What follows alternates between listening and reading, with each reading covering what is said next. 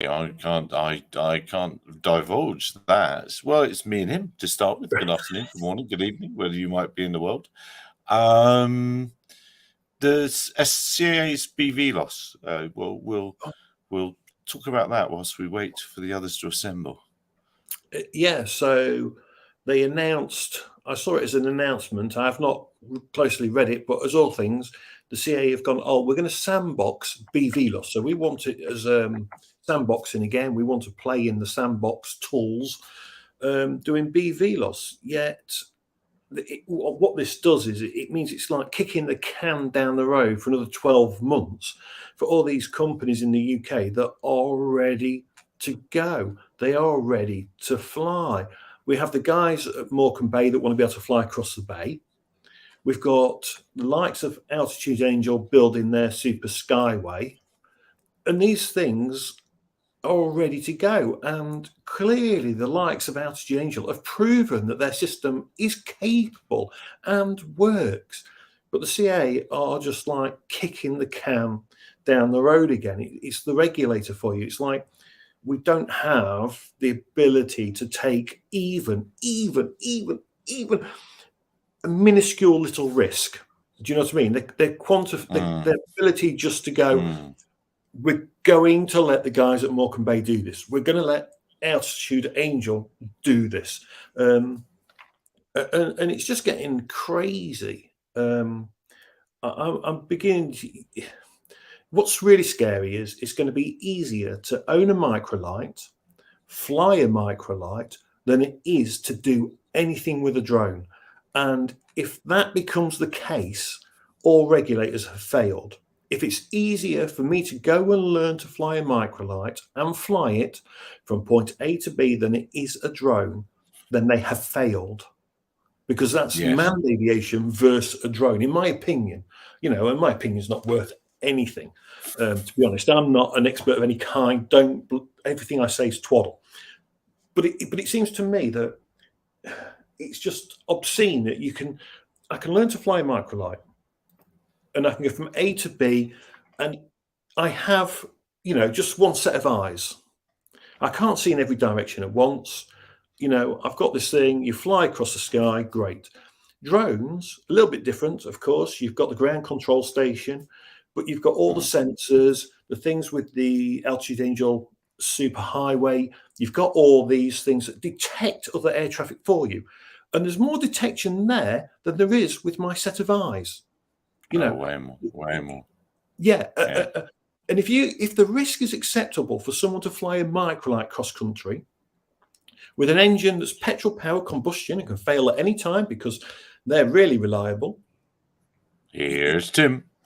That's it, Tim. Sorry I'm late, guys. That's all right, mate. It's all right. It's time zones, isn't it? It's all that sort of a thing. Yes. It's time zones. Other things going on. Well, that's not cool. I hope those things aren't too onerous and good. Yeah, good. We're just talking about the BV loss. Apparently, the UK's CAA sandboxing trials again over there, which is unbelievable if it is, because that means we've had probably 10 years of sandbox trials and not actually letting things out into the wild. And in those 10 years, we've had quite a few huge claims from some operators that have been doing it. And when truth be told, they've actually done blow all when the truth comes out. Well, we've got some really interesting things going on here about that. Here in Alberta, in Canada, we have a couple of things. One is we have several companies like Air Market who are doing, BV loss, it's commercial, I suppose. Maybe that's the first thing to talk about. But, doing Transport Canada licensed trials. In fact, I visited one of the sites and watched them fly their huge, like 4-meter wingspan drone, 80 kilometers from the flying site, and back again. They had to have a small plane as the visual observer flying along with the drone, but it was a long flight, and they have some videos online about that. We also have a zone, a special dedicated BV loss testing zone in a place called Foremost, which is a few hundred kilometers away from here, but a whole area reserved and available for companies to come and do BVLOS testing.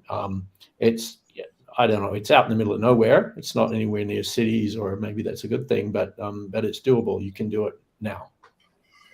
Yeah, we have something similar in Wales, don't we? We have the Yeah, Wales, of course. which is kind And of here, right.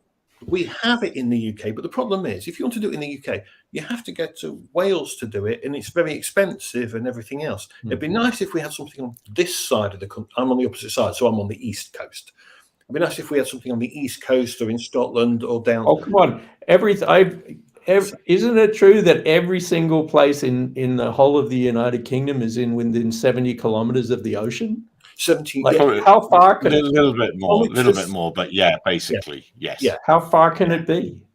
It's about this far. Guys, we are badly used. Come on, don't get started.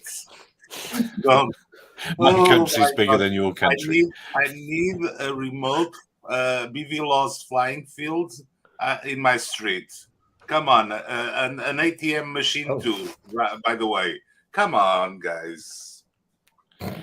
Well, down here right now, you can fly BVLOS 15 kilometers is what, and that's just having on board the thing. I've completely forgotten the name of it now, but it's the camera-based, is it Iris Cassius or something? I can't remember. But anyway, if you've got that on board, you're good to go to 15 kilometers. Yeah, which is, either way, that's 30 Ks. That's not to be sniffed at. Hello there, Brucey. I hope the missus is fine. I'm afraid so. Oh, Peppermint's asking about the fire. Oh, 74 nautical miles, says Anthony Bishop. Yeah, that's a bit more like it. And then Peppermint saying, how's the fire situation? Still burning, just gently smouldering away down there. But luckily the wind didn't get up there, and it didn't come up the slope. So we've got quite a big fire break now, which is reassuring, but it's on the wrong side. It's not the side I worry about. But anyway, there we are. Getting glare from Bruce's head. That's sunlight. It's probably a lovely sunny day in New Zealand. That's what that'll be. Right. So let's now we are sort of convened. Let us take ourselves off to the first thing I want to show you, which I think, well, Bruce says this changes everything, and I say, is this game changing? I wonder if we're going to go for the same thing. I'm going to present it and see if we're talking about the same thing. No, we're not. Okay, fair enough then. Where is it here? Has everybody seen this? The Carl's machine.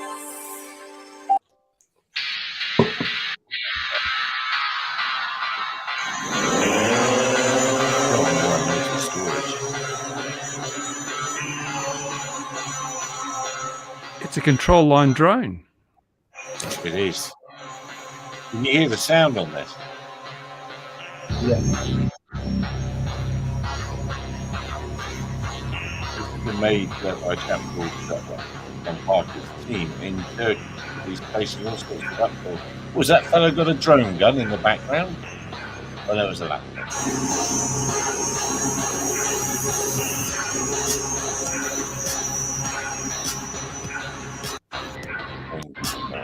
All we need is a bit of AI now, and we've got it made.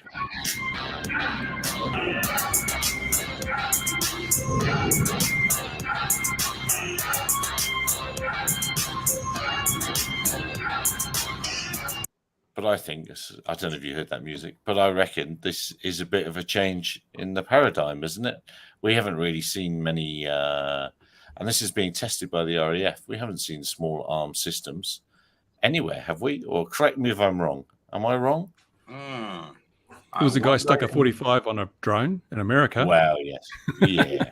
Yeah, that was. I wonder if those hand grenades that the guys in Ukraine are putting on Mavics are not more efficient than that. Because I suppose here's the thing. Its user case, if you was to scale it up, could be good. I mean, the only thing that I can think of that fires something like that would be something maybe like a Reaper anyway. So it depends upon the wingspan. Because obviously we do have military planes that do carry rocket launchers on them, and you can launch a rocket. But I think it's interesting. It is a UK company. That's a UK designed aircraft. I thought it was the Inspire 3. I just find it. This is the big shame about that. The RAF like it. It'd be great to be built here, and I think that is the main plan. The sad problem is trying to find somewhere where you can build and test it here in the UK. That's going to be their biggest challenge, which is why I believe most of the development's been in Turkey. And this is a real shame. Yeah. Well, they can always go and test it on the Falkland Islands. Why not? It's BV loss enough. Well, the chap called John Parker, former Air Force officer, Harrier driver, as well as many other things, is going to come and talk to us. He's in the car at the moment, having talked to some bigwigs today somewhere. I'm not able to divulge, but he's going to come and talk to us about it. But it's very interesting. Until now, it's been out as a delivery drone, but it's plainly outed what its delivery capabilities are now. Drones are bound to be weapons. They already are. Come on. If you remember Air Force planes in World War I, they started by dropping hand grenades out of these planes. Then V1. Well, they started actually before that just being reconnaissance vehicles, but then they switched quickly to dropping bombs to shooting people with guns to then being fighters. And we flew them without cameras. Then we put the camera on it. Then it is a reconnaissance vehicle. Yep, that's the evolution. I don't. One thing that struck me about this whole thing. Are you out of the car now, John? Can I invite you in? Let me see. He's probably in the car. But there's John Flyby. He's in the comments. Isn't it interesting how many things science fiction has predicted, that got right? But to me, isn't it also interesting how they seem to have missed the whole drone thing? I mean, look at the Terminator, the movie. You've got robots and AI and the whole grid network taking over the whole world. Is there a single flying drone in the Terminator movie? They look just like that one we've just seen in the video, actually. Come on, oh, I don't remember it. Okay, maybe. Okay, lots of them. I don't remember it. I don't remember that whole thing, and I'm just, it just seems like, this is an example of human itself is a intervention and capabilities being so much better in some ways than imagination. And look at all the flying cars we've got. They were predicted in sci-fi. Yeah, I got some things wrong for sure. He's not able to. I've sent him.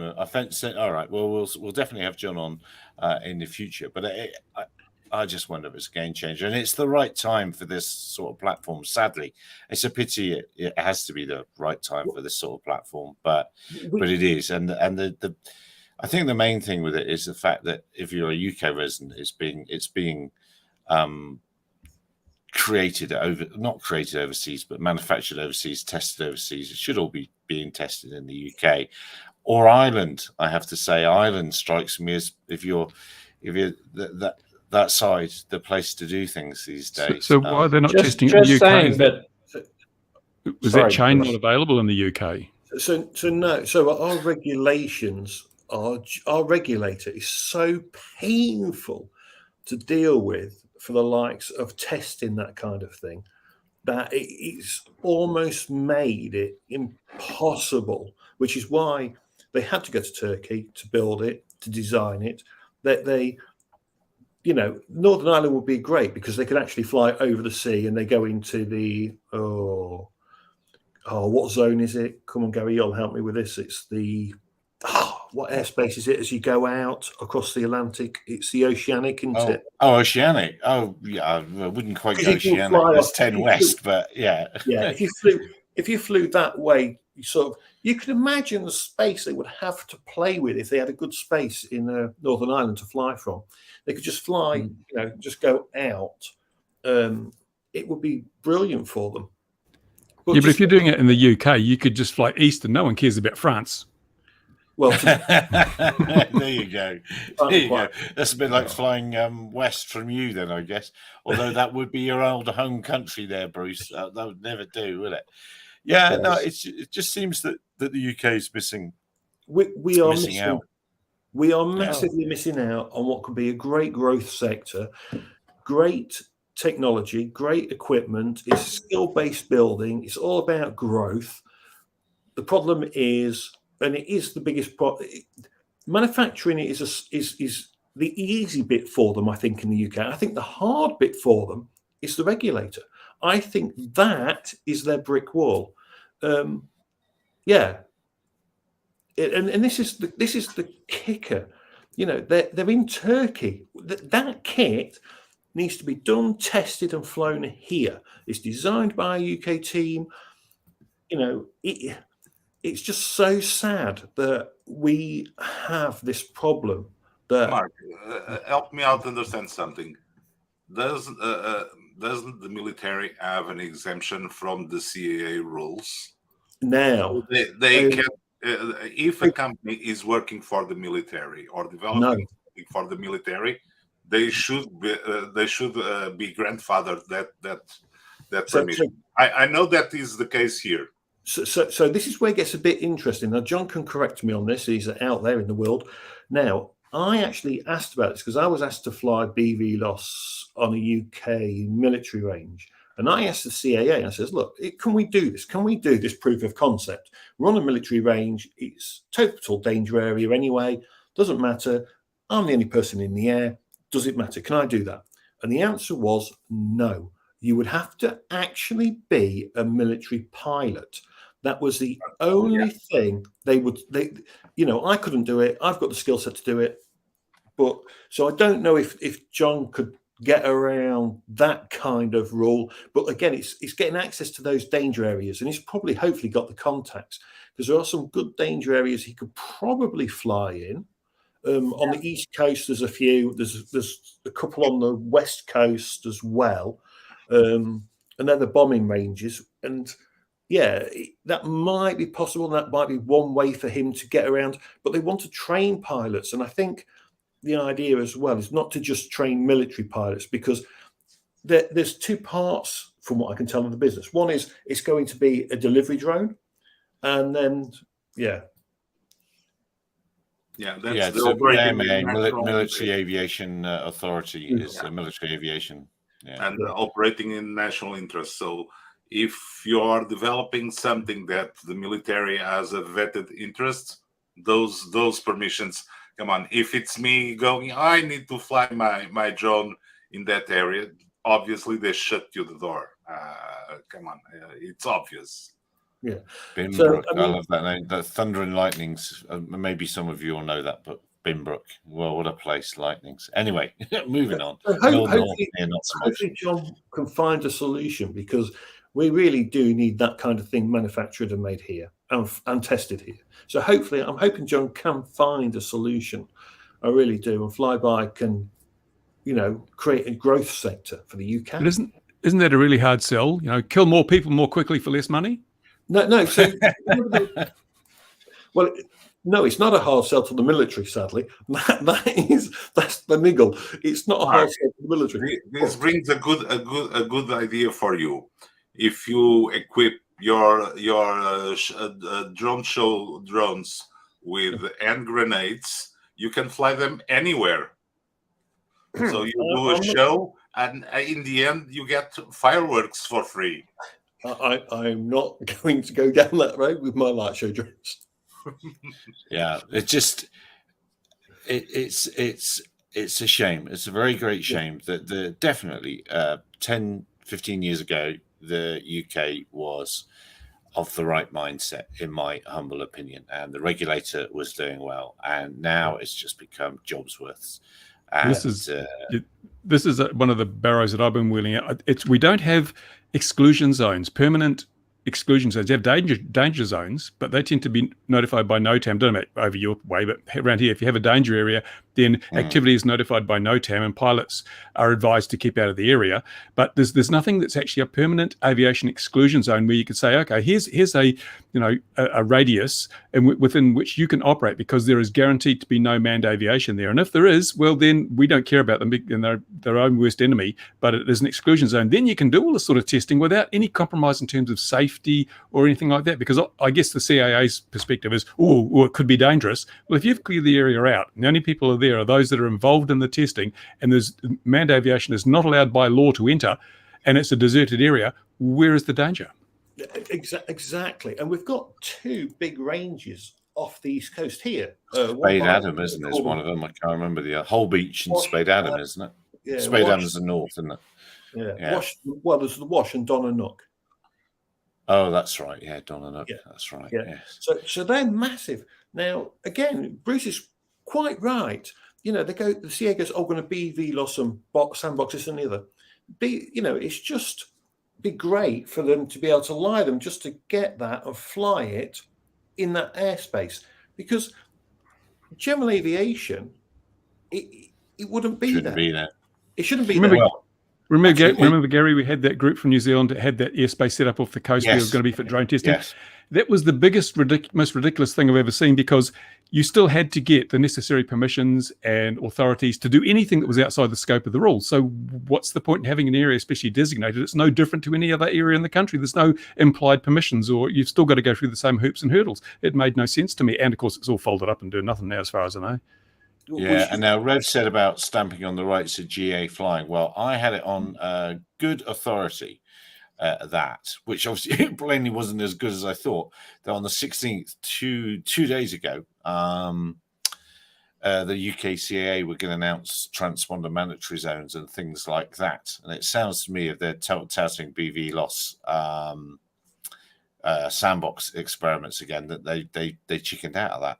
But they were due to roll out long time scale transponder mandatory zones, and that is going to really upset. If they do that, that's going to upset a lot of GA operators, and it's not really a final solution. And I don't think there's yet a very satisfactory way for RPAS to incorporate, and I could be wrong on this, so I stand to be corrected, ADSB in the UK anyway. I don't think there's a straightforward process. So that's that side of it. Oh, hello. ADSB alarm in it's not very. Is that some of that cheap Kiwi filament? Yeah, it's good. Yeah, I've been. When are you going to finish that, Bruce? We've been waiting. I've been working on it full time just recently. That last 10% always takes 90% of the time. But no, I've been making changes and got a good, nice new LCD and thing. So yeah, I'm trying to get that out by the end of the month, because it's getting flying season up north, and I want as many people to build and have these things as possible, so that we can say the ball is now in the court of manned aviation. If you want to make sure we're out of your way, turn your ADSB on. Yeah, I think it's been like that for a few years, really, hasn't it? Or get it mandated. I know it's stamping on the rights of general aviation, but something. Is it? Well, hold on. We don't have rights in aviation. We have privileges. Yeah. No, I'm just quoting what Rev said. That's all. Don't blame the messenger. Well, we're going to, because now we're talking about safety. Right. If it's about safety, right? And if it was a drone thing on safety, because a drone hit another drone, you could bet your bottom dollar that all national aviation authorities will suddenly go, "Oh, all drones have to have transponders so they can see each other and not hit each other." However, manned aviation can hit themselves all the time without transponders, and no one cares about that safety level, which is bonkers. Speaking of safety levels, did you see in that oracle of accurate journalism, the Daily Mail, that there's a satellite falling out of orbit in the next day or so, and you've got a 1 in 2,500 chance it's going to kill somebody as it hits the ground? So that's a very high risk. How do you allow this sort of thing? 1 in 2,500. The Daily Mail have calculated that. They would not be wrong. But regardless of that, there is the risk. And we accept this as an acceptable level of risk, because it was doing some research on the sun or something, but what is the acceptable risk for drones? It's like 1 in infinity, isn't it? We're not allowed any acceptable risk. Yeah. And that is the scary bit. It seems to be either judgment or interpretation or something at all national aviation authorities that there can never be a single death from a drone. It seems to be they're doing everything. Will they come in twos? Well, they come in tens if it's manned aviation. I've got a solution though. I'm only going to fly in the cemetery now. It's easier to hide the bodies there. Absolutely. Absolutely. Well, look, let's talk about hiding the bodies. Mac Canada seem to be hiding the bodies or hiding the places to fly. I tried to do a segue though. I don't think that worked. But we will get John. We'll definitely get John and Carl on to talk about their platforms and problems just operating in the UK. I think, which is a terribly sad thing to say. Yeah, there is plenty of room to test stuff, and it should be allowed. But Mac Canada, so. Refresh me, Tim. How many flying sites are available now in Canada? It's 268 or something like that, isn't it? Oh yeah, okay. You're going to nail me on numbers, and I'm not prepared. No. But that's approximately right. I should know because I listened to the board meeting yesterday, and they actually gave the number, and honestly, I can't remember, and I didn't write it down. But it's, they're actually getting sites signed up pretty much. I think I remember there's something like 30 sites still to go. I just checked. It's 248 sites. Thank you. Thanks, Bruce. So yeah. And what they said was that the only ones left really are either the ones who are dragging their feet and submitting their documentation, or, which is the next tranche of sites to come, is the ones that are actually in controlled airspace or near near an airport or aerodrome, and those ones, they're going to come next, and they're going to start working on them. I think they've done 2 already that are. How many of those 248 sites are in Yukon or another remote area of the country? Well, some of them are in remote areas. Maybe not. I haven't checked Yukon, and I probably could. I mentioned Yukon as an example, but yeah, I mean, northern Alberta, up north of where I am, in the west of Canada. From Edmonton, there's several that are hundreds of kilometers away from what you would call any kind of big population center. They absolutely are, and they are. But the point to this really is, and correct me if I'm wrong in thinking this, Tim, is if you are a Mac Canada member, those are the only places you're allowed to fly now. You can't fly anywhere else. Is that right?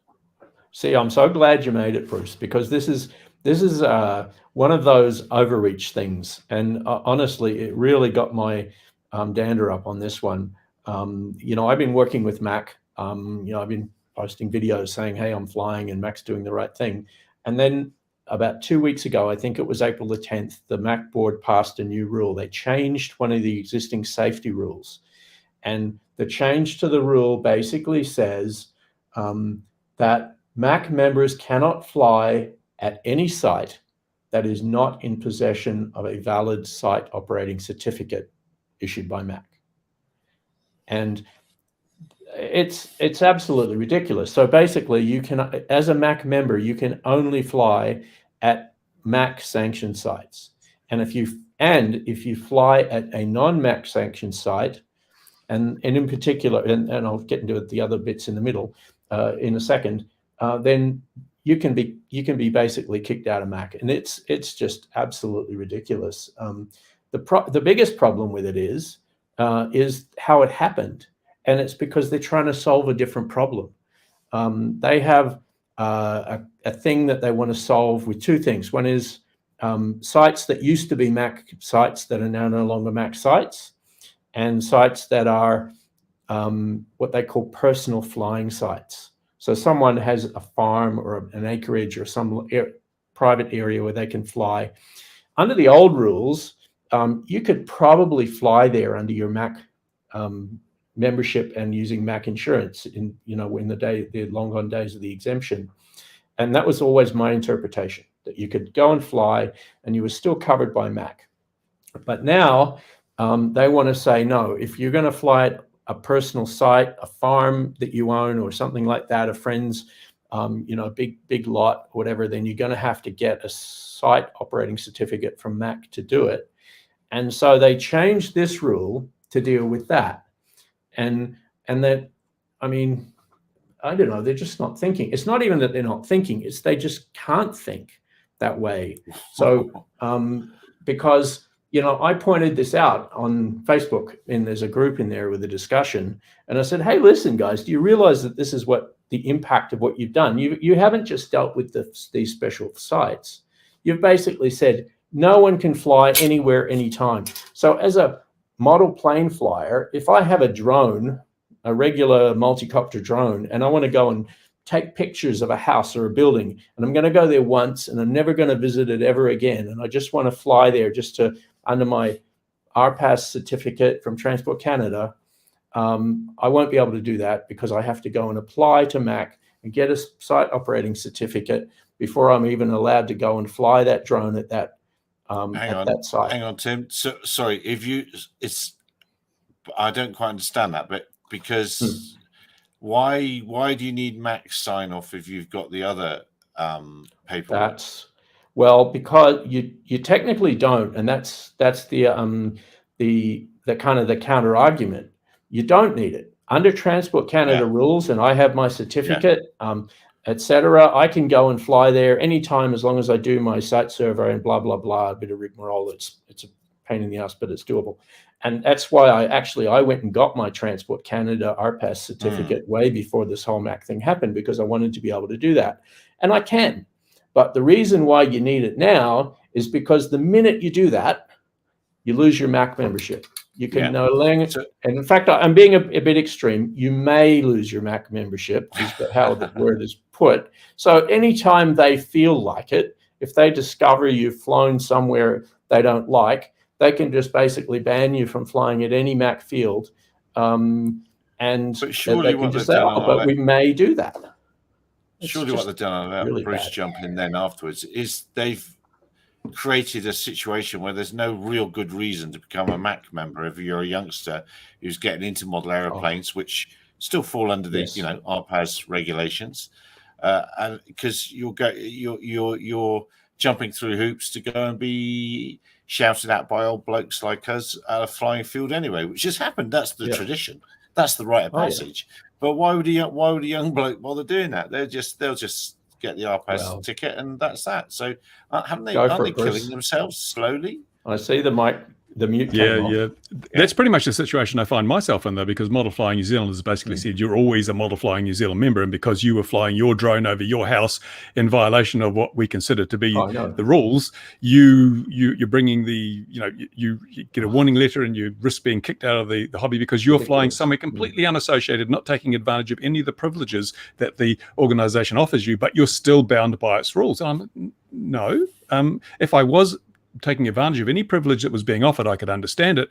But when you're operating completely outside of all the other parameters, why are you not able to say, I'm no longer flying as a member of the organization at the moment, I'm flying as an individual? You know, why can't you do that? And that's the same situation in Canada. These organizations have to stop overreaching their own power, because it just drives people away. And I mean, I'm not a member anymore. I haven't been a member since the 31st of March. And I haven't noticed anything different. I've just saved more money, that's all.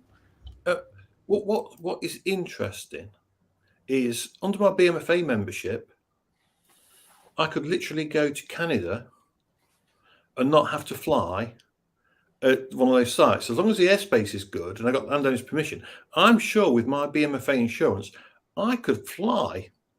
No, you couldn't. I think you'd probably have to take the test now. I'd have to take a test to fly there. You know, your part. Actually, you even need a what they call a special flight operation certificate as a foreign pilot to fly in Canada. You have to jump through an amazing number of hoops, and it's a big problem for people from the States used to, just driving over the border here. I mean, you can drive here as easily as you used to be able to go to France, and and just fly, and it can't be done now. They can't. You cannot, as a non-Canadian citizen, get one of those certificates that I have, and you have to go through the special flight operations certificate rigmarole to get. But it's all about saving lives, Mark. It's all about saving lives. Is there nothing for model flying? That's ridiculous. What about model flying? Can I come over and fly my model plane? Is that even? No. It's crazy. And this is the whole problem with the Mac thing. Model planes have been basically mixed up with drones, and so it's RPAS. Everything is a remotely piloted aircraft system. There's no distinction between flying recreationally, flying a model plane for fun, and flying a drone to blow things up or deliver pizza. It's the same thing, and there's no distinction. Yeah. That's my beef. Why would we listen to any regulator that isn't clever enough to determine the difference between a hand-built balsa and film model of a Piper Cub and a store-bought DJI Mavic? If you can't tell the difference, you do not have the qualifications to make regulations for either. Well, that's interesting, Bruce. That's really interesting. So there was a member of the CAA staff who's in the UAS sector, and they were saying, they look at certify in the open category, and I'm like, well, hang on a minute. What about the build quality of my model helicopter or my model plane? How are you going to determine if that is certified and meets certain standards? Because they forget that model planes and helicopters are all clustered together with what we call drones, the photography quadcopters and all that. They forget that YASA and everyone else has made a complete clusterfuckle of this and just mashed them all together instead of splitting them out and keeping them separate. And it's not accidental, it's deliberate. In particular in Canada, now I just came across a 2017 report to the government prior to introducing the new regulations that ran through a whole bunch of regulations about how the new regulations that were going to be introduced should be written. And there's clear recommendations in there saying that they should specifically carve out recreational flying, and there should specifically be regulations in there to enable or allow the people like Mac to fly the way they've uninterrupted or something like that in the way that they had been in the past. So that was black and white in a recommendation that went to the regulators. And when they wrote the regulations, it was completely ignored. It's not an accident. Yeah, and let me remind everybody that when I was investigated for potentially violating the rules, even the investigator on my case was totally unaware that model aircraft and drones were subject to the same set of rules. He thought there was a separate set for model aircraft, and he's the guy investigating from CAA. And it shows you how these people just are not qualified to do what they're doing. Absolutely not. Well, they wouldn't make these stupid decisions. Well, you have to remember, YASA did, and sorry, I'm going to call them out, YASA did lie to the entire modelling community when they said, we won't touch the model flying rules back in 2015 when they first started this cluster cockle for the rest of the UK, for Europe, and all the. But they don't think they have. They don't perceive that they have. A lot of these regulators don't think they have had a big effect. They haven't thought it through, and it's been driven by. In a lot of ways, counter UAS companies have gone in and got the ear of politicians. It's been driven by transport departments rather than aviation regulators who have just been in. At the end of the day, they've all got to just do what the government tells them to do. Wow. And also the lure at the end of the path of the pay to fly. Yeah, if you shake a bill and say everybody that has something that can throw into the air and has to pay. What politician doesn't say, should I charge VAT on that or not? That's the first question they'll ask. Yeah. So, I kind of agree, but YASA, who set out and they started writing the rules, as far as I'm concerned, they lied. But don't forget the UK CAA were deeply in bed with them at that time. That was before the great mistake. Yes, guys, but back to Mac. Yes. Fair enough. Not all about the UK, which I just want to make a point about the UK. You guys are overseas. Yeah. You talked about the drone business going overseas. You're overseas. So just a matter of perspective. But so it's a shame. It's a real shame and unfortunate, I think, that Don couldn't be here from Don Drone's on. I know that you invited him and he wasn't able to join. And to the point of, you know, getting the regulators to sort of engage and talk, you know, that's actually, I don't know how hard it is or difficult it is in the UK or whatever, but you know, Don has shown with his Drone Pilots Association of Canada group that he can start a conversation with the regulator, and they have quarterly meetings now with Transport Canada, and they have discussions, and they've managed to sort of move things slightly in the right directions in certain places. I mean, maybe, of course, it's never what you really want, but it can be done. I'm really disappointed in Mac. Mac has, as far as I can see, not done that. Or if they do, they keep it under wraps and they don't share it with the membership. And so, you know, we keep being told that that something's happening, that there's some kind of exemption 2.0 in the works. What are the details? Who's talking to who about what? You know, we have absolutely no idea. It's all a big secret, and I think that that's a big problem, actually. The engagement should be public. It's a public engagement with a public body and a public membership across the country, and I don't see why how it benefits anybody to be trying to have these things go on in secret. You know, the DPAC, I mean, Donda puts a video out every month and it talks about exactly what they had, the discussion that they had, and who they had it with, and who said what, and all these kinds of things. Open and transparent is a much better way to go, I think. Yeah, got to remember, of course, that the regulators will tell you exactly what you want to hear, because it means you don't argue and put up a fight for anything. But then as we've seen repeatedly, they then just go ahead and do what they were going to do anyway. So you've got to be very cautious when dealing with the regulator and saying, we're making progress, you know, we've got this going on. Okay. And maybe Mac is actually discussing with the regulator, and maybe they have been offered a version 2. Maybe part of it is that they're not supposed to talk about it as part of the deals, because the regulators are not always as open and transparent as you might think they are. I just look at the experience of other countries. Look what the FAA has done with the AMA in the USA and with FPV Freedom Coalition. They've told them one thing and said, yes, don't worry, we're you know, talk to them, fed them all this stuff. Yeah, no, it's all great. And everyone thinks they're getting some headway. And then when it comes down to the decision, nothing's changed, and the FAA just goes ahead and does exactly what it was going to do. But by keeping everyone at arm's length, by, you know, convincing them that they're making headway, they don't have the fight to put up with. I think that happens all over the world. I don't think it's just America. I think it's just a strategy that these people use because they don't want to have to deal with the kickback, the pushback.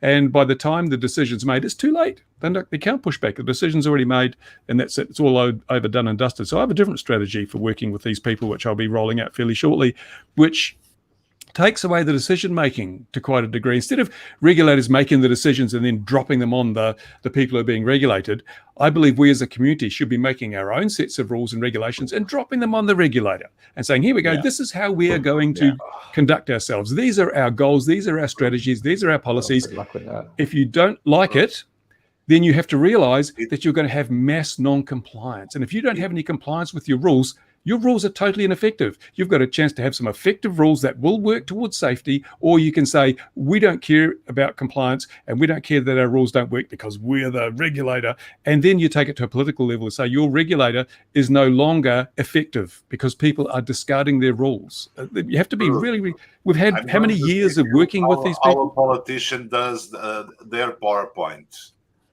They put on one of the slides the relevant bodies involved in the area were listened or were consulted.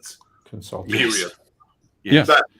That's the way they killed the MACCs, everyone. That's right. That's because that's the way that works. They're rolling stuff out and consulting. No, that's not the way it works. We will roll stuff out and let the regulators consult with us, and we will listen, but we will go ahead with what we believe is safe and right to do. Reverse, turn the tables completely, because nobody's done that. Nobody's tried that. All the other strategies have failed abysmally. It's time to try something completely new and 180 degrees from what we've been trying. If we don't do it, then we don't know whether it's going to work. I think we've got no option. What's the advantage? Look at it the other way. What's their advantage of the regulators going your way? You don't. Then they get compliance. You don't bring any greenbacks to the table. That's the problem. Hebrews follow the money trail.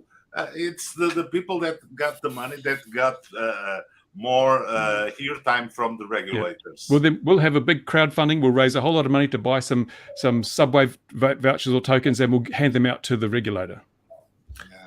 Has anyone considered asking Chat GPT to write the new rules and regs on drone?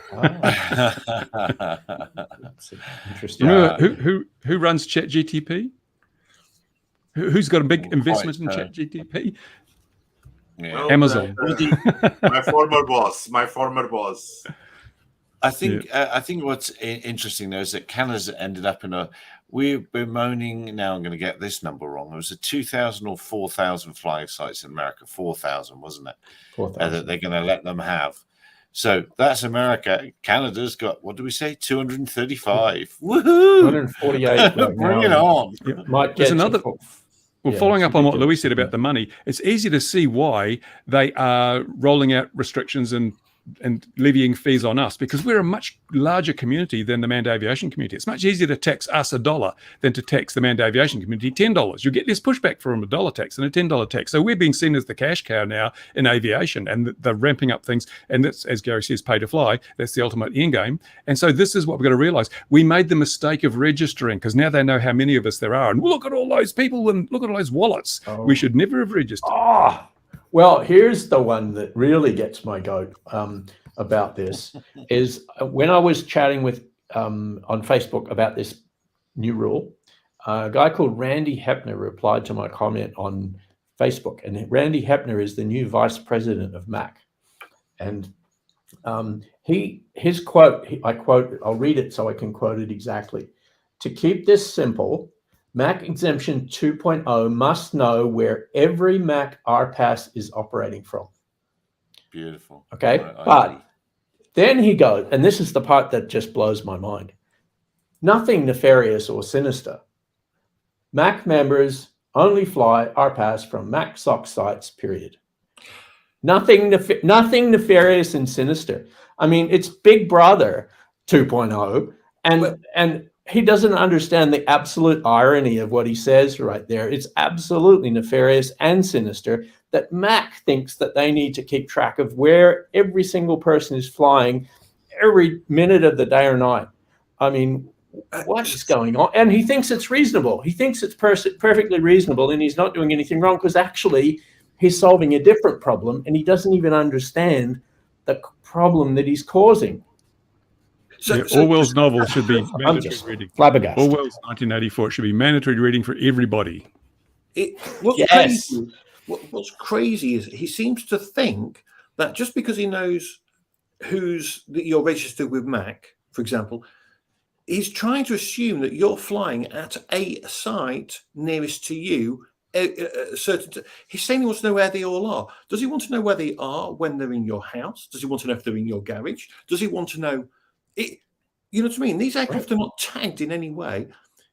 What does he want? Your digital sign-in when you get to the site? A MAC going to be do that? There'll be an app for that. What's involved in selling a drone? Exactly. I did a perfectly legal flight with my little VTOL in my backyard at lunchtime today, and according to this, he needs to know about that. And you need to make a log anyway. Absolutely ridiculous. You need to put a log in.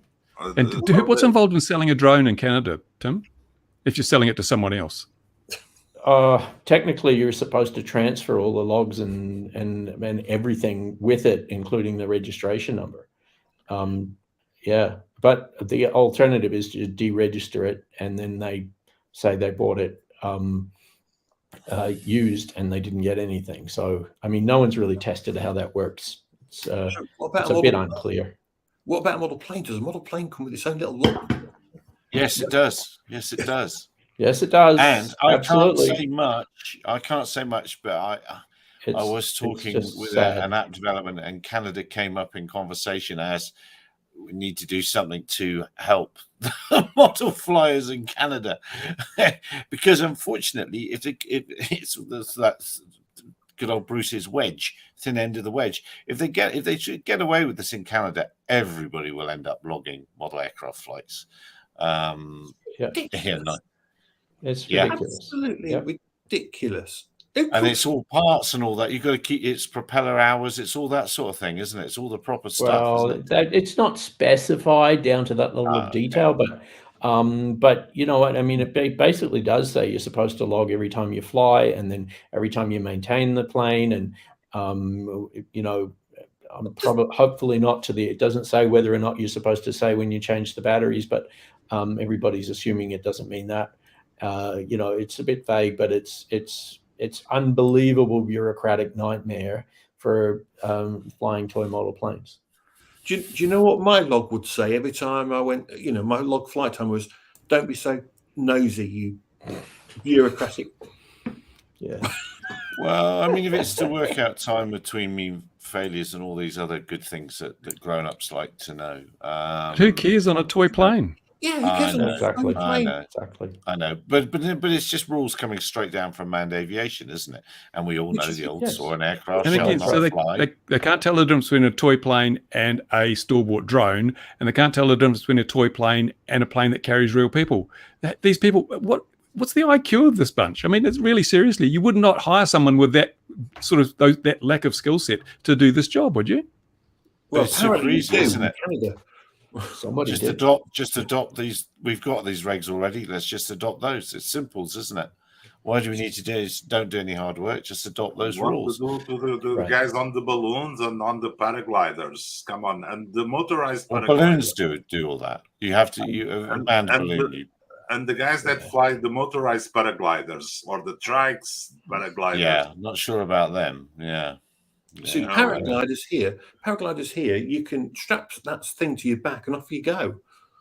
Yeah, exactly. Right. Similar thing. Yes, but you've got skin in the game, mate. Skin in the game. Skin in the game. Let's get that. But you know, I mean, maybe that boat has sailed, you know, but it takes me back to that 2017 thing. You know, surely our Canadian regulations should have recreational flying like baked in. Even to me, the Mac exemption was a mistake. I think it was a mistake for Mac to do it, and I think it was a mistake for other people to do it. You know, right now there's some people, there's vague numbers, 8,000, 9,000, 10,000 odd Mac members. We don't really know. But there are about 80,000 registered RPAS drone pilots in Canada. So people who fly your store-bought drones and other whatever qualifies as that are not members of Mac. And so Mac's a bit of a minority here. That's 10%. Like Mac has 10% of the people who fly these, you know, I mean, and those numbers also include about 8,000 or so advanced RPAS users, which many of those are probably commercial. But still, you know, the Mac is small. How is it that, you know, there's Transport Canada regulations that deal with RPAS. Then there's one exemption for one organization that just has a few thousand people in it. And there's this huge void in the middle for all the other recreational flyers of toy aircraft, let's say, whether it's a drone or a plane or whatever, fixed wing, whatever it happens to be. And there's just a void. It's not mentioned. So even if we did get a Mac exemption 2.0, that's only going to cover like this tiny fraction of people. It's not, I mean, there's a way like the other Canadian Association for the FPV flyers, but DPAC, yeah. So Tim, yes. Oh, Ian. Here's a question for you. So Mac every year, does it vote in it's the main core, if you like, the leadership? Yeah, there is some kind of voting process going on. Honestly, I'm just finding out about it, but yes. So you might, if you want to really change Mac, is it worth? Oh, come on! Taking, oh my! No better. Come on! Well, listen. If you want to have an interesting conversation, then go to a place called rccanada.ca. And read about and look for Mac, and there's in particular there's someone who's just posting their personal history of Mac going back something like 30 years that describes the unbelievable politics and machinations that have been going on inside the Mac organization way beyond all of this, and even up to now, I wouldn't want to get into that. I really wouldn't. It'd be, I mean, it's bad enough as it is. It's politics that kills everything. That's Something why. that flies but has a sting in the back. So it's a hornet's nest going after those model aviation association. Look up the cricket club. Look up the cricket club in Canada and see what you find. The cricket club. Yeah. It's called the cricket club. I'm a bit nervous now, but I'm going to do it. I'm going to do it for the sake of science. I am a bit nervous. Are you over 18? Exactly. Why does it want my credit card details? The cricket club. Sure, I'm not going to get where you wanted me to go now. Ontario Cricket Club. I may not. Oh no, maybe. Yeah, Mac page 11 show thread. RC Canada. Yeah, I mean, it came up as I don't know. Maybe my search is different, but there's RC Canada. Yeah, there's a thread called General RC Radio Discussion, and yeah, I don't know. Actually, I'll see if I can. All right, I'm looking post for this link for you, maybe in the private chat, because link. I don't know. Does the public chat exclude links? Sometimes it comes. Sometimes it doesn't. I never quite understand. All right, I'm clicking it. This is. I can probably, if I do a little bit of a search, I can come up with a better one. I can see it. And this mentions the cricket club, I think, if you scroll down a little bit. And yeah, so, I mean, in a nutshell, it seems like the cricket club was a small group of people, apparently around 11, hence the name, that tried to do something political inside the MAC organization and steer it in a certain direction. And certain people inside MAC are blaming the cricket club for the problem we have now, which may or may not be true. I was going to ask you, did you ever get down to the nub of the problem, the original problem?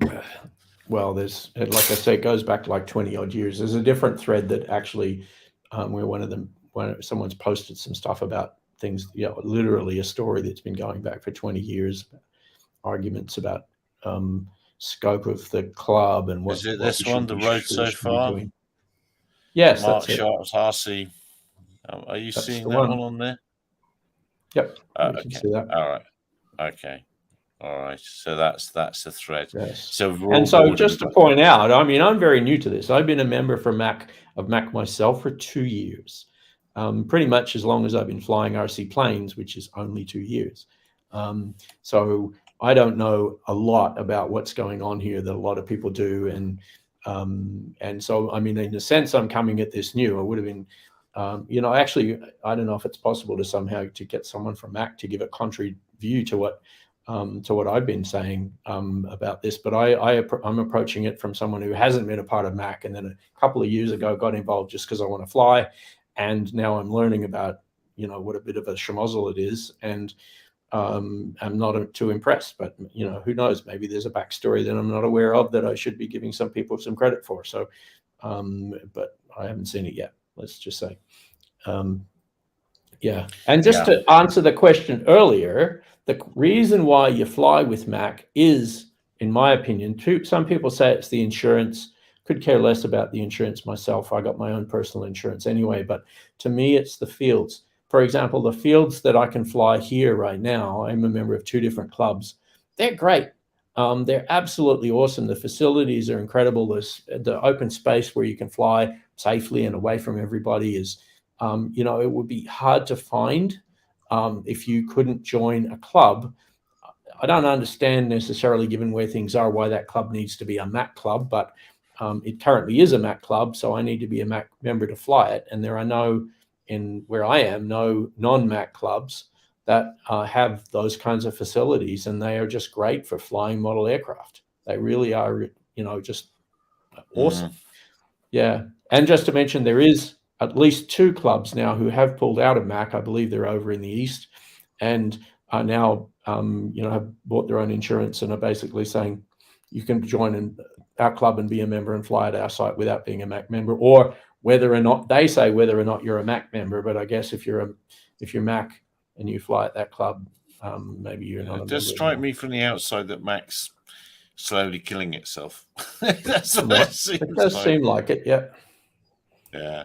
Well, And no, hello there there seems to Ian. there's some alacrity involved, if you ask me. It's true, yes. I'm Yes, gonna they're have to look that excited up. to get away. Now, I'm glad Ian's joined us. We're just topping the hour, so we won't go much longer because I'm firefighting tired. But Ian, will we be subject to an episode of Trumpington? And have you found the photos yet? You surely must have the photos. Well, unfortunately, there's no trumpeting on video today because I've been otherwise occupied, which isn't a very good excuse. Because part of that was playing on the Xbox, but I did need a rest after a lot of gardening today. Right, there's a couple of things of interest. In fact, I just want to have a look before I speak. So we've got a breaking news story. Which I think we're going to need to talk about in a second. Megan dumped Harry. Is that the breaking news story? Oh no, it's far juicier than that. Oh dear.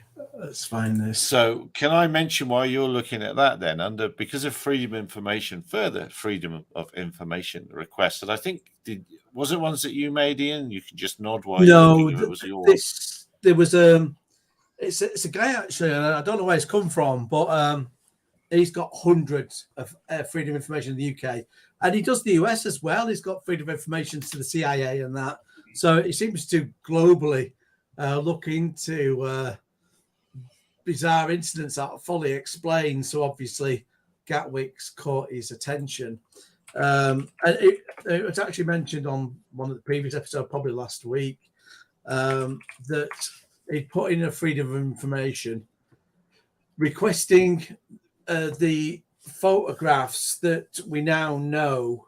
The airport took some photographs or video and passed them to the Ministry of Defence. So it got something on the first night, which the logs also suggested probably wasn't all that great, because there was an action to give a photo that was clearly a drone to manufacturers, and that was never completed. But either way, we should get to see what they had. Now, he's put the request in, and I'll paste it into this. I'll paste it in private chat, Gary, and you can paste it into the main one so people can click it if they've not seen it.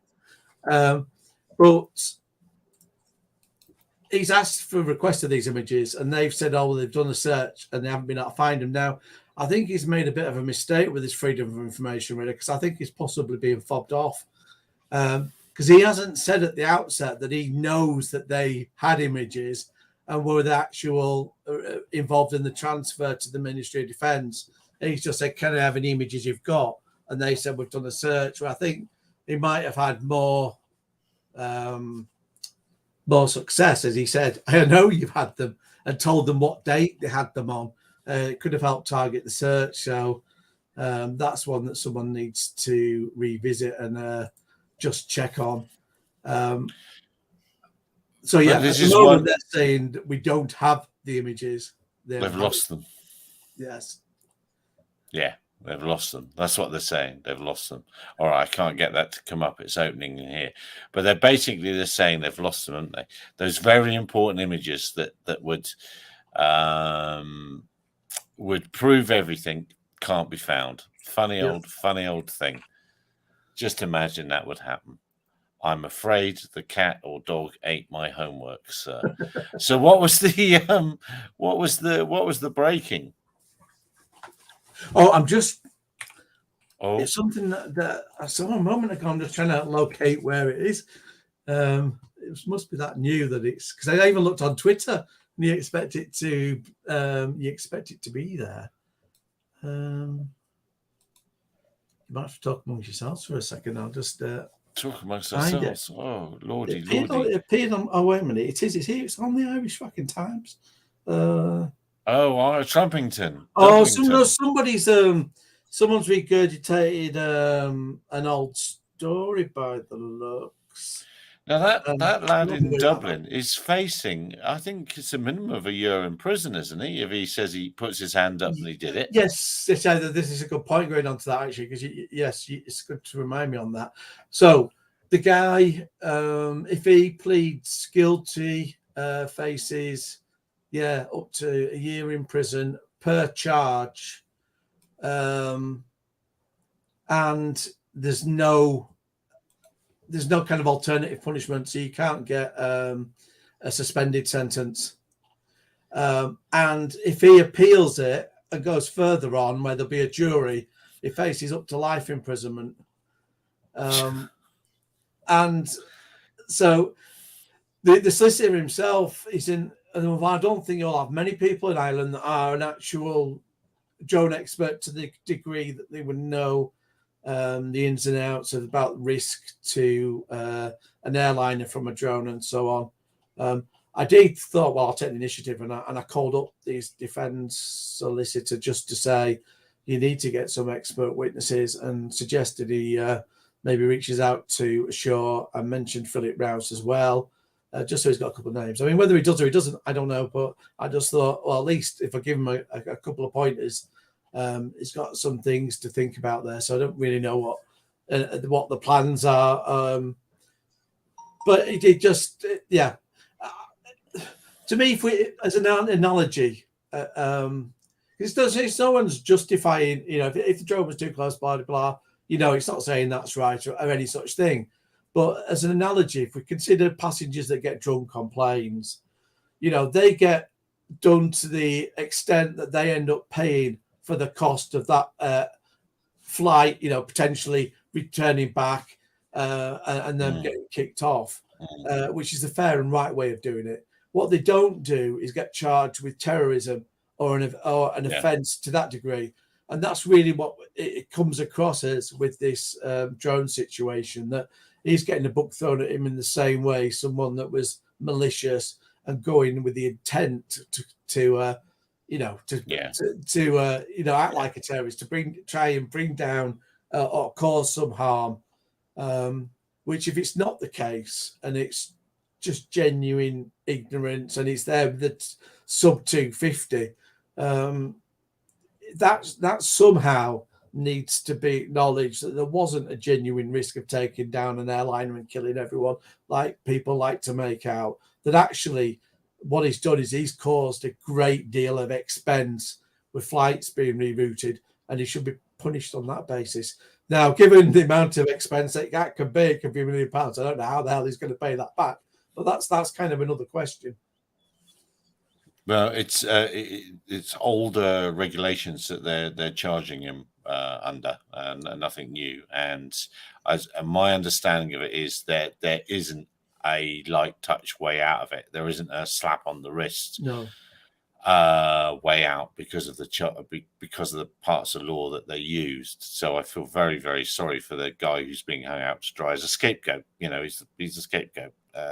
This is well before the recent incidents, and it doesn't feel right. I don't agree with flying near the airport, 300 meters from the airport, I believe, or 300 meters from a runway. That again is also a bit of an interesting debate. Was he north or south, or was he on an extended centre line? We just don't know. But they do seem to be taking a hammer to crack a nut. They really do. Yeah, I mean, the question I have as well is, again, it's just showing the airport the counter drone system isn't doing its job, because my question would be is, how has he got that close without you just going across and arresting him? Now, if he was as close as what was being claimed, someone could have literally run out of the airport on foot and gone across and actually taken the controller off him. So I'd say, how come you're not doing that as well? There is some responsibility there of managing your own space, and that if they'd have taken him out of the equation, he would have never got that close in the first place.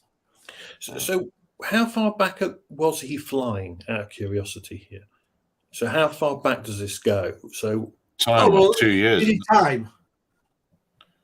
So hang on a minute, isn't there? Now, I don't know, but why is it in my head, and this is a niggling fact and someone can correct me, that if you've not been done within a certain time period, you can't. This particular one, he was about a month before these. We're looking at February, and then there was another guy which you're thinking of, Gary, where it's about 6 months behind. But the very fact is, both of these are still historic. So even though that still might be 3-4 weeks back in time, it's still the same question. Why didn't you deal with him there and then? And the only reason there can be is the counter drone system isn't working as it should be doing, or it was there and working, and they just think that no one actually needs to proactively monitor this. We don't need to pay a member of staff to sit there and watch it, and we'll just let it tick over and go and have a look at it if we see something, or there's political pressure. We need to go back and have a look at this stuff because look at the logs, see if there's anyone we can get. Yeah. Here's the thing: if it was a month before any problems at Dublin Airport, it could be that it was spotted and it wasn't deemed a risk. The aircraft didn't get any closer. It turned around when it was spotted and it was leaving the area. It wasn't a risk. I have a feeling with this particular one, I could be wrong, but I have a feeling that they did do a closure then, so he would have incurred some costs. So that would suggest that someone saw it. But again, the claim that the prosecution are making is he was on a road that runs parallel with the airport. It's very close. Gary had look on the Google Earth, and we thought, bloody hell. And that's why literally placed it down when it said he was, and you can see the control tower. You can look straight at it, put binoculars in there, and you'd be able to see right inside. So it's like, well, if he's that close and they've got binoculars back, it just seems an incredibly bizarre situation.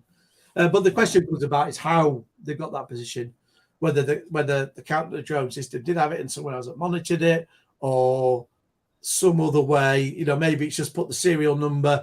They've found that out from DJI, gone to his address, got the logs. We just don't know those answers yet. Because what would be interesting is, because if you're within a certain distance of an airport, the closer you get to the main runway, the harder it is to unlock it. Yes. So it'd be interesting to know what drone he was actually flying, because that will reveal a lot on its unlock as well, because it takes certain points for you to be able to do certain unlocks.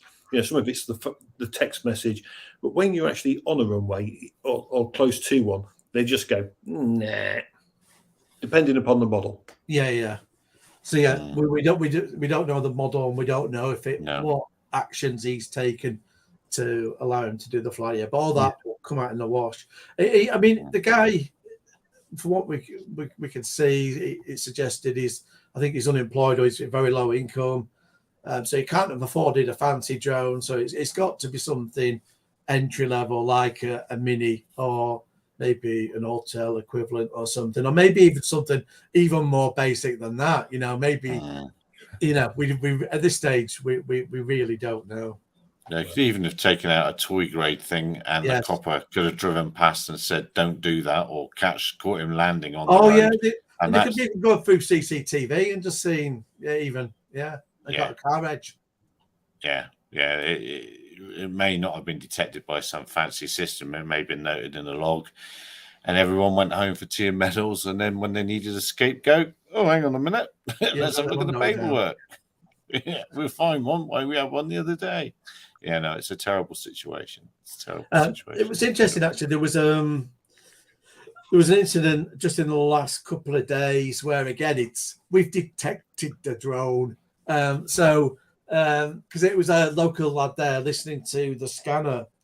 But again, they sent the fire crew out to go and find it, which means, you haven't really detected it again. So I think by detected, they mean that somebody's called in a sighting and said, I think it's around here. So they had like the rough town or area where it was, and they were just looking out that way. But when the fire crew went out there to have a look, they couldn't see anything. So again, at this point, they had done a closure. They said, well, I think because, again, all the focus that's on the airport, they didn't even close it this time. It was send out fire crew. They had a look around for it, said there's no there. And then it was just, there's nothing Carry on. To do. Yeah. Now, Louis, what were you trying to put up on the screen there? Why were you looking at this Cessna here? For our friend in New Zealand, I'm glad to tell him that Microsoft just upgraded Tokoroa with a brand new tower. Oh, yeah. Oh, great. Somebody did. I can't see my hangar there.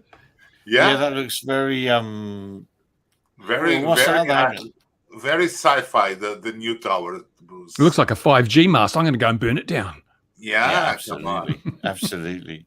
Now, look, my power is going to go out very shortly, so we're in wonderful. Oh, let me have a moan. 10 hours a day now is a real pain. Guaranteed 10 hours off a day.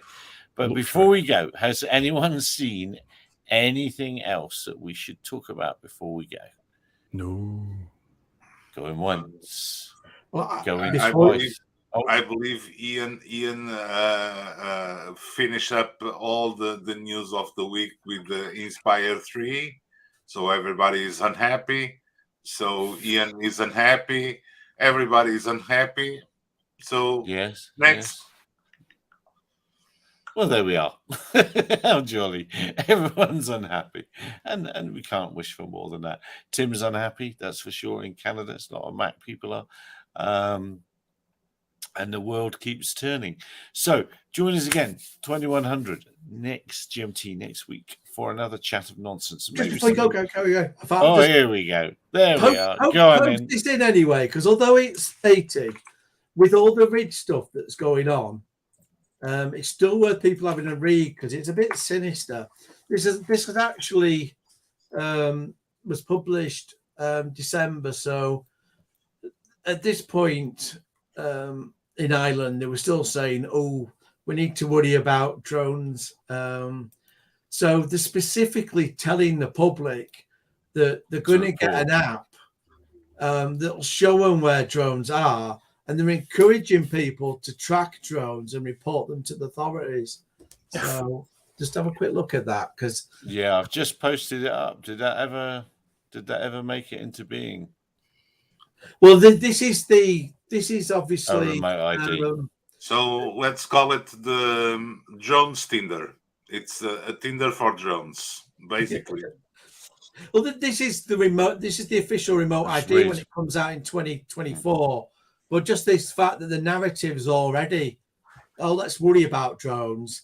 You should all be tracking them and having a look and telling us about them being naughty. How would anyone know if a drone's being naughty? I mean, how to send... Well, they are. No, that's easy. They are by your default. Window. It's obviously spying on you, or it's being used by a burglar. Right. So here's an idea then. What you want to do is you could absolutely confuse the crap out of the police. Just report loads of drones flying over a city at one end.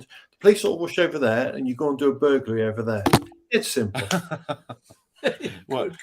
Use this device. Yes. Yeah. No, listen to those years of experience coming through. Down airports, Gary. That's used for shutting down airports. Yes, that is. Yeah, that's true. That is the. Well, Ian and I, and I will lead this on this after this. But that road, when Ian and I looked at where this sighting was at Dublin Airport, you could, again, don't get arrested for saying this, but you could, if you had a duffel bag and you wrote the word bomb on it and you put an alarm clock in it and you hoofed it over the fence, you'd stop the airport. If you want to stop an airport, there are plenty of ways to stop an airport without actually doing, what's it, bang, and a Batman gun, isn't it? It just rolls down, bang, and a flag. There's plenty of ways of doing it. So it's all just nonsense, this thing. I think the thing that underlined it as well was the fact that we went through the Easter weekend and then Joe Biden turning up. Now, if someone was deliberately flying over the airport to make a point, what better time to do it when Joe Biden's there? Make your point, get in. That would be then international news, and even the Easter weekend, and yet no drones about for any of that. So it doesn't suggest that there's some evil genius at work looking to menace the airport, does it? But there's loads of shops right on that Bay airport boundary. Town's right there. It's where people are. It's an education piece. They should have done better with the education. Carrot, not stick. That's in my humble opinion. But anyway, I must go because the power is going to go out. So, dear viewers, wherever you are, have a lovely week. We'll see you again, 2100 GMT next week. Cheers for now. Bye-bye.